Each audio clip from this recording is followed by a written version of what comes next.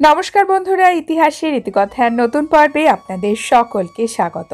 আমাদের বাঙালি হিন্দু বাড়িতে প্রত্যেক বৃহস্পতিবারে মা লক্ষ্মীর সাপ্তাহিক পুজো আমরা করি এবং প্রত্যেক দিনই মায়ের আরাধনা করা হয়।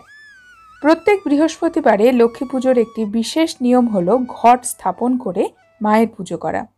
বন্ধুরা, আজকের পর্বে আমরা জানব প্রত্যেক বৃহস্পতিবারে লক্ষ্মী পুজোর সময় ঘট কিভাবে স্থাপন করতে হয় এবং এই ঘট স্থাপনের পরে ঘট তোলার পদ্ধতি।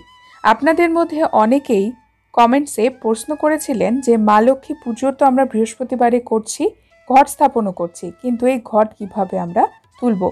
তো এই ঘট তোলার পদ্ধতি এবং ঘট স্থাপনের পদ্ধতি সম্পূর্ণভাবে আজকের পর্বে থাকবে তথ্য। আসুন জেনে নেওয়া যাক। শ্রী শ্রী লক্ষ্মী দেবীর প্রত্যেক বৃহস্পতিবারে পুজো করা হয় গৃহস্থ বাড়িতে। তবে এই পুজোতে তিথি নক্ষত্রের শুভাশুভ বিচার করতে নেই। প্রত্যেক বৃহস্পতিবারে যে পুজো আমরা করি, সাধারণত বলা হয় বারবেলাতে পুজো করতে হয় না, অর্থাৎ সকাল 9টার আগে পুজো সম্পন্ন করার চেষ্টা করবেন। আর যারা সকাল 9টার মধ্যে পুজো করতে পারবেন না, তাদের জন্য উপযুক্ত সময় হলো প্রদোষকাল। সন্ধ্যের আগের যে সময় প্রদোষকাল, সেটি কিন্তু উপযুক্ত সময়। আপনারা পঞ্জিকা দেখেও প্রদোষকালের সময় বের করতে পারেন, পঞ্জিকাতে থাকে প্রদোষকালের সময়।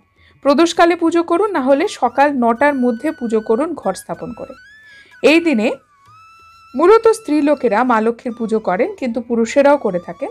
বাড়ির যে সদস্যই পুজো করবেন তিনি স্নান আদি সমাপন করে পরিষ্কার হয়ে পরিশুদ্ধ বসন পরিবেশন করবেন, অর্থাৎ পরিষ্কার বস্ত্র পরিধান করবেন। পরিষ্কার জামা কাপড় পরে যে স্থানে পুজো করবেন সেই স্থানটি ভালোভাবে পরিষ্কার করে প্রথমে লক্ষ্মী পুজোর জন্য আলপনা দেবেন।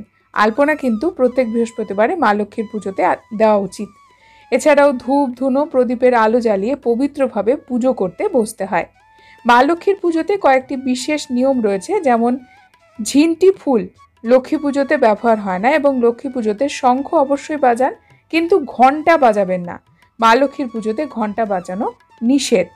পুজো করার সময় আপনারা পূর্ব বা উত্তর মুখে বসে নম বিষ্ণু 3বার বলে মুখে জল দিয়ে পুজো শুরু করবেন। পুজোর জন্য বিভিন্ন রকমের উপকরণের প্রয়োজন হয়, যেমন ফল, আতপ চালের নৈবেদ্য, বাতাসা সন্দেশ প্রভৃতি। এছাড়া পান, সুপারি এগুলো প্রয়োজন হয়। প্রত্যেক বৃহস্পতিবারে লক্ষ্মী পুজোর জন্য আমরা খুব বেশি আয়োজন করি না। আমরা যখন পূর্ণিমা তিথিতে মা লক্ষ্মীর আরাধনা করি সেখানে কিন্তু অনেকটা বেশি আয়োজন করা হয়। এবং পুজো শেষে প্রসাদ বিতরণ করে সধবা স্ত্রী লোকেরা নিজেরাও সিঁদুর পরবেন এবং অপরকে অবশ্যই সিঁদুর পরাবেন সধবা রমণীদের। সধবা রমণীরা হাতে দূর্বা নিয়ে ব্রত কথা শুনবেন বা পাঠ করবেন। প্রত্যেক বৃহস্পতিবারে লক্ষ্মী পুজো করার শেষে এই ব্রত কথা বা পাঁচালি পাঠ করা উচিত। ঘট স্থাপন। লক্ষ্মী পুজোর ঘট স্থাপন একটি বিশেষ পদ্ধতি। এই পদ্ধতি সকল হিন্দু ঘরেই পালন করা হয়। ঘট স্থাপনের জন্য পিতল, তামা বা কাঁসার ঘট ব্যবহার করতে পারেন, তবে কখনোই স্টিলের বা প্লাস্টিকের ঘট ব্যবহার করবেন না। আর যারা প্রত্যেক বৃহস্পতিবারে লক্ষ্মী পুজো করবেন তারা মাটির ঘটও ব্যবহার করতে পারেন, তবে এক্ষেত্রে অসুবিধা হলো মাটির ঘট প্রত্যেক বৃহস্পতিবারে পরিবর্তন করা প্রয়োজন হয়। এই কারণে আপনারা যখন পূর্ণিমা তিথিতে ব্রত করছেন সেই দিন যে ঘট স্থাপন করছেন বা কোজাগরী পূর্ণিমাতে, যেটা আমরা আশ্বিন মাসে করি, সেক্ষেত্রে আপনারা মাটির ঘট ব্যবহার করুন, কিন্তু প্রত্যেক বৃহস্পতিবারের লক্ষ্মী পুজোতে তামা, পিতল বা কাঁসার ঘটই ব্যবহার করবেন, স্টিল ব্যবহার করতে নেই। এই ঘটে গঙ্গা জল পূর্ণ করে, যদি গঙ্গা জল না পান তবে পরিষ্কার জল পূর্ণ করে তার উপরে একটি শশীষ আম্র শাখা দিতে হয়, অর্থাৎ আমের শাখা দিতে হয় এবং ডাব দিতে হয়।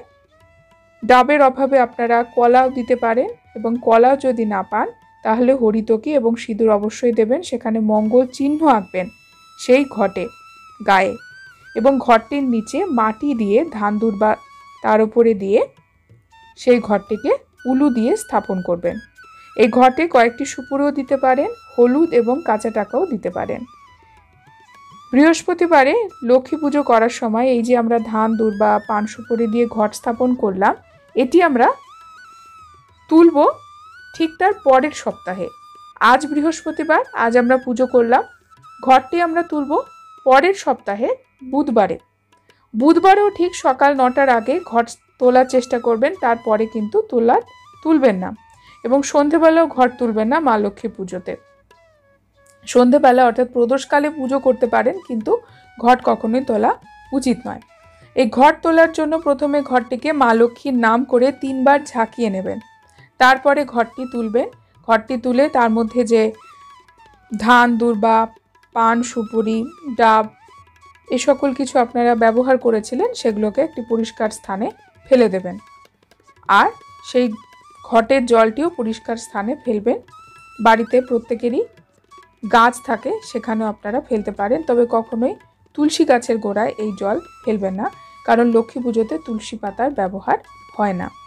বন্ধুরা, আপনারা যারা বাড়ির কাছাকাছি আপনাদের পুকুর রয়েছে সেখানেও আপনারা ফেলতে পারেন, কিন্তু ড্রেনে বা নোংরা পচা জায়গায় এই পুজোর ঘটের জিনিসপত্র কখনোই ফেলবেন না। ফুল বা অন্যান্য যে সকল সামগ্রী ব্যবহার করেছেন, জল, সেগুলো ফেলবেন না।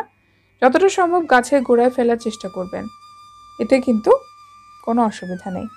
আজকের পর্ব এই পর্যন্তই। পরবর্তী পর্বে নতুন একটি বিষয় নিয়ে আপনাদের সঙ্গে কথা হবে। ততক্ষণ সকলে সুস্থ থাকুন, ভালো থাকুন, আর পুরো ভিডিওটি দেখার জন্য আপনাদের অসংখ্য অসংখ্য ধন্যবাদ।